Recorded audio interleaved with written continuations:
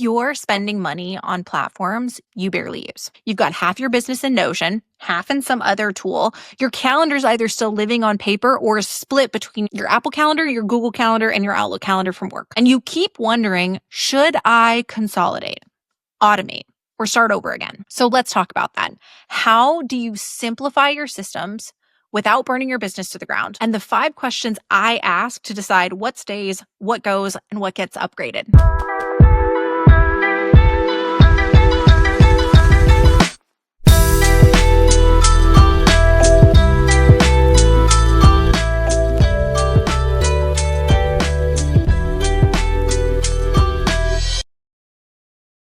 Welcome back to the Burnout Proof Podcast, or if you're on YouTube, welcome. Here we're all about helping ambitious entrepreneurs, solopreneurs, high achievers who want to scale their freedom, not their stress. I'm Ellyn. I'm a burnout coach, system strategist, Notion nerd, and today we're not talking about another tool or automation hack. We're talking about decision-making systems. Particularly how to know when to simplify, when to switch, or when to stay put. And before I dive in, I want to frame this because simplifying doesn't mean burning everything down. I think that's a very common misconception when it comes to simplifying our systems.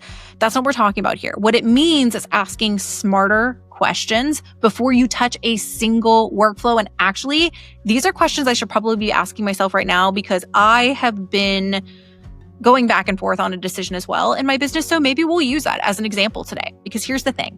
Every switch has a cost. Time, energy, and maybe your sanity to some extent. So let's dive into this. What are the 5 questions I encourage asking? This is actually straight out of my program System Skool. What are the 5 questions you should ask before making a switch in your systems? Let's start with question number 1. The obvious one, money. Does it save me money to switch? Tool bloat is real. If you're paying $200 a month for 5 tools and only using one of them, you're not being strategic, you're being sentimental. But simultaneously, maybe you're paying $200 a month or $300 a month for a tool that does a lot, but you've got to also ask yourself, is the tool actually earning its keep? Sometimes those expensive tools are very worth it. Sometimes they only do a few things well, and you would actually be better off going in a different direction. So you've got to ask yourself, is the tool actually earning its keep? And I will say with this one, this is a good gut check because especially if you're solopreneur, a lot of us run lean. A lot of us don't want to be paying out the ass for a whole bunch of tools that don't actually support us. That is completely legitimate. So it's not always about saving money though. Sometimes you are going to have to pay more for a system that serves you better. We're going to talk about how to validate and determine whether those system switches are the best ones to make in just a second. But you've got to ask, first and foremost, is this switch going to save me money? Because if you're a solopreneur or just somebody who's very financially conscious in terms of which tools you sign up for, this is a really good gut check to ask. If it's not going to save you money, maybe you cut it, maybe you consolidate it, maybe you just use this one thing as a data point here because $20 subscriptions add up fast. And burnout isn't cheap either. Our tools can spread us too thin as well. And if we have way too many tools that we are constantly plugging ourselves into, I think something that we don't appreciate is that we always talk about task switching and the mental cost of constantly having to switch between tasks. It's the same thing with tab switching. So if you're constantly having to switch between tabs to do your work, that's something as well. Okay. So that's question number 1. Does it save me money? And I will say, I don't think any of these questions are a make or break. Like if the answer is no to this first one, it doesn't save you money. That doesn't necessarily mean you shouldn't make the switch. That is one data point amongst these 5 data points. And how I usually do this is I see how many yeses I had versus how many no's. And then I use that to help me make my decision. So first question, does it save me money? Question number 2, does it simplify my systems down? Every new tool, as I just said a second ago, is another tab, another login, another bit of mental load. The goal isn't to collect apps, it's to create flow. So you've got to ask yourself, does this reduce the number of moving parts in my day? Part of the reason why I made so many moves over to Notion as a system is because it allowed me to cut down on so many excess subscriptions and consolidate things to one single centralized hub. It's one of the big reasons I love Notion so much because it allowed me to build that single centralized hub to house all of the different types of work that I needed to do. That was really, really important to me. But if it requires a separate SOP just to manage it or a completely separate login or tab or a new program, that's not simplification. It is something that adds a complication, and we need to think about that. I personally, and I've recorded episodes on this before, I'm happy to link this down in the show notes for you guys or in the description for you guys on YouTube. I'm a big fan of all-in-one systems. I think all-in-one systems over specialized systems every day of the week, because with specialized systems, then you end up having 8,000 tabs open every day to be able to do the work you need to do. Okay?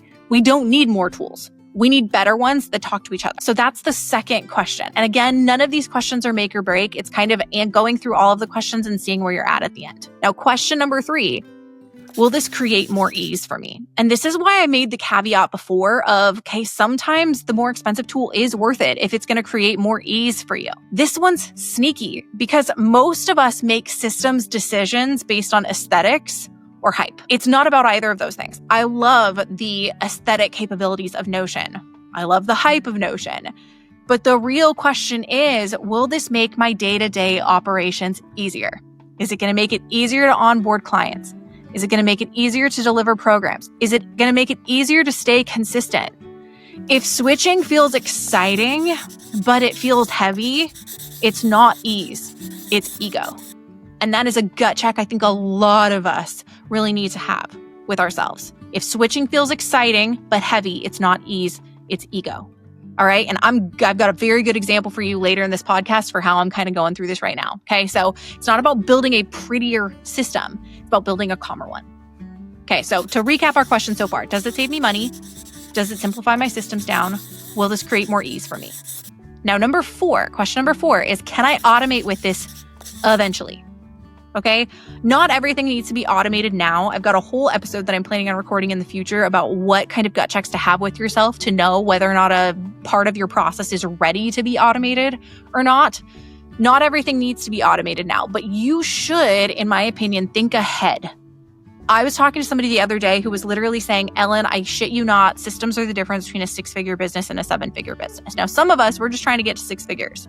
Right? But if you're already at 6 figures and you're wanting to scale beyond that, systems are what get you from 6 figures to 7 figures. And that is where the automation piece comes in. A lot of us are looking ahead to that kind of future business that we want to have, that future life maybe that we want to have. And we've got to ask ourselves with this particular question, does this tool give me the option to automate later? Because if it doesn't integrate or scale with your tech, you're setting yourself up for a future migration nightmare. Yes, with automation, we shouldn't automate anything that we haven't done manually at least 5 times, that we can't write the SOP out for on a Google Doc in front of us. We can't optimize what we don't understand, but an inability to optimize in a system, an inability to automate in a system is going to be a mega roadblock in the future. So we've got to ask ourselves, can I automate eventually with this system? If the answer is no, in my opinion, that is a glaring red flag that the system might not be a good long-term switch. And then question number 5, does it allow me to scale my business? This is related to the last question, but I also think it's kind of a different thing with the last question. And I'm going to, again, give you an example that kind of demonstrates this. Because this one's the big picture question, ultimately. Will this system still work when you double your clients? When you bring in your first VA? When you're no longer in every single detail yourself? If the answer is no, or the answer is barely, it's not your forever system. And now with that, I will even say, when I say forever system, I am a big believer, and this is perhaps a little contradictory, but I'm going to go there. Firstly, sometimes we need to make the best decision for right now. Sometimes I think we get so stuck in analysis paralysis, whether it's making decisions about a system, whether or not to stay with the job, which I've literally helped clients walk through these kinds of questions in the past. Sometimes we get so stuck in the potential options and what ifs of the future that we just don't make a decision. And in situations like that, I always encourage, make the best decision you can for right now. I think that's important. And what I also think is important, especially with systems, especially for entrepreneurs, we need to also think about, is this system going to grow with me?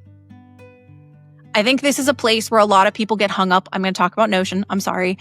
A lot of people get hung up on Notion because they start using it. They meet that resistance of getting used to using the systems and they bail and they go to a ClickUp or an Asana or something that has a little bit more of a built-in infrastructure to it where they can just open it and immediately start dumping information into it. I get that. If you want a short-term system, maybe Notion isn't the best solution for you, because in Notion, there's a learning curve. I always say the best part about Notion is the worst part about Notion. Notion is wonderful. You can create literally whatever you want inside of Notion, but that's also the worst part about Notion. You have to create what you want the system to be. There's a learning curve to it. But the thing that I love about Notion is it's a forever system, because whenever you realize something about your systems doesn't work, something about the layouts of the dashboards doesn't work, you can always change it. I literally was talking to somebody the other day. I was like, if you've ever run into issues where just ClickUp isn't structured and set up the way your brain is structured and set up, I was like, that's literally what Notion fixes, because you can set Notion up exactly how your brain works. And I think that's a very beautiful thing. Notion is a forever system, but sometimes we run into systems that are not forever systems that do not allow us to scale our business, that we're constantly fighting against. So we have to choose tools and structures that grow with us, not ones that we'll have to rip apart 6 months from now or 12 months from now or a year and a half from now, because they do not allow us to scale with ease. Burnout-proof systems scale your freedom, not your stress. And I think that's a really, really important point here. So let me walk you through with these 5 questions. And I did not plan to do this, but I want to walk through it here. A switch that I've been struggling with, actually. I was a part of an AI-driven business summit last month in Skool, the Skool platform. I actually am in a lot of communities that are on the Skool platform. For those of you that don't know, Skool is a membership and community platform that a lot of business owners use to grow their communities and to sell like memberships and whatnot. You can do free communities, you can do paid communities. I was not a Skool fan because Skool has a lot of features, or was lacking a lot of features that I needed. I didn't want to have to set up a different community for every single different offering that I have. That seemed expensive, especially because Skool used to be $99 a month, no questions asked. Now there's a $9 a month tier in Skool. They didn't have the live rooms and the live webinar features that the platform I use has. Now they do. Now they're upgrading that. They're making a lot of changes that are basically incorporating a lot of my previous qualms with Skool. And this Skool community that I was in last week for this summit was insane. There were 4,100 people inside of this one Skool community for this AI-driven business summit. And it made me question like my entire business setup. It made me question, should I be on Circle? Should I be on Skool? Which one is better? So I actually am in real time with you. I've not answered these questions already. I want to walk through, should I switch to Skool? And I've kind of already made this decision, but I haven't made this decision using this framework. So this is going to be interesting. Firstly, does it save me money? Honestly, I'm not sure about the answer to this question. Yes, but also no. You can pay $9 a month for a Skool community. They take a higher percentage of your transactions, and there's some things that you can't do inside the $9 a month community. But I could transition my entire thing over to Skool for $9 a month, and potentially I could open up probably 12 Skool communities for $9 a month, and it would still be cheaper than what I pay for the platform I'm currently using, which is kind of crazy to think about. So in actuality, yes, it might save me money. However, if I switched to Skool, I do all of my email marketing currently during using the community platform that I use. It just integrates so well that I just started using their email marketing platform. So I would also have to get a new email marketing platform. Now, even with that, I do still think it would save me money. So that is definitely a yes. It would save me money. Does it simplify my systems down? Maybe. And the reason I say maybe is because if I just switch back to the email marketing platform that is a part of my website's on Squarespace, then there's really no difference in my systems. I would have a system for my community and a system for my website, and my email marketing would just be a part of my website. If I used a different email marketing platform, then no, I would potentially have more systems to do the same amount of work that my current systems have. So this one's kind of like a maybe. I have 1.5 yeses right now. Now, question 3 and question 4 is actually where things start to fall apart, because Skool's looking really good right now, right? Will this create more ease for me? And at the time of this recording, Skool's in the process of making some changes, so subject to change in the imminent future. But at the time of this recording, no, this would not create more ease for me. And the reason for that is because my Circle community right now houses so many offers. It houses my free community. This is my podcast hub. It houses my Burnout Proof Business membership. It houses a membership that I'm going to be launching in November, my Workwell HQ membership. all of my courses are inside of there. And as Skool is structured right now, that means that I would have to set up potentially 5 new communities inside of Skool. So I'm not just managing one community, I'm managing 5. Also, from my understanding, from what I've looked into with Skool, and this is kind of answering the next question, can I automate with this eventually? Skool is not particularly automatable. From my understanding, from what I've seen, I'm pretty sure, and again, correct me if I'm wrong, Skool users, I don't even think I can schedule posts, which is a problem for me because I schedule posts all the time. So from an ease and an automation perspective, I would say no. I even feel like I don't love this. There's not the ability for people to comment on videos on like course lessons inside of Skool, which is a big no for me. And I'm pretty sure I can't do discount codes inside of Skool, which is another thing that I leverage a lot in my business that I can't now leverage. So those are 2 things that make the ease of using Skool a no, and they make the automatability of using Skool a no. And that actually brings me to my last question. I will say, though, I do think some of these features are coming in Skool. So this might be a yes in the future. But right now, out of 4 questions, I only have 1.5 yeses. And then we go to the final question. Does it allow me to scale my business? Now, I was in a 4,000 person summit last week. There were a lot of people inside of that Skool space. There were only ever like a couple hundred active at any given time. And it definitely got a little overwhelming for me because it's just one community thread. That's where all the posts go, is in that one thread. And this is where I actually find that my biggest no is with this last question. Does it allow me to scale my business? Because some of the directions I'm planning on going in my business are a more corporate direction with one of my offerings. And with that offering, I don't think that offering would do well inside of Skool. So that is an offering that is very scalable in my business that I don't think would do well in Skool. I also think, again, what we just talked about, the potential for me needing to have multiple different communities, I don't like that either. I would rather just run it out of one community space. The advantage to Skool really is Skool is basically a massive like networking site. You can see what other communities people are in. People can easily find your community. But the fact of the matter is, for a lot of these questions, the answer is no in Skool. It actually makes more sense for me to stay in my Circle platform.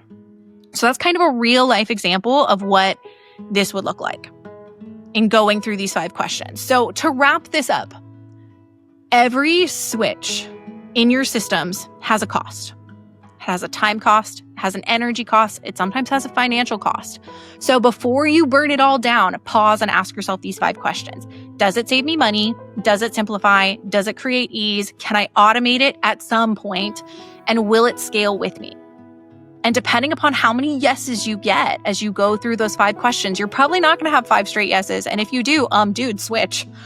You're probably going to have more like I did, maybe 1.5, 2, 3 yeses. And at that point, you kind of have to weigh which of these yeses are more important to me.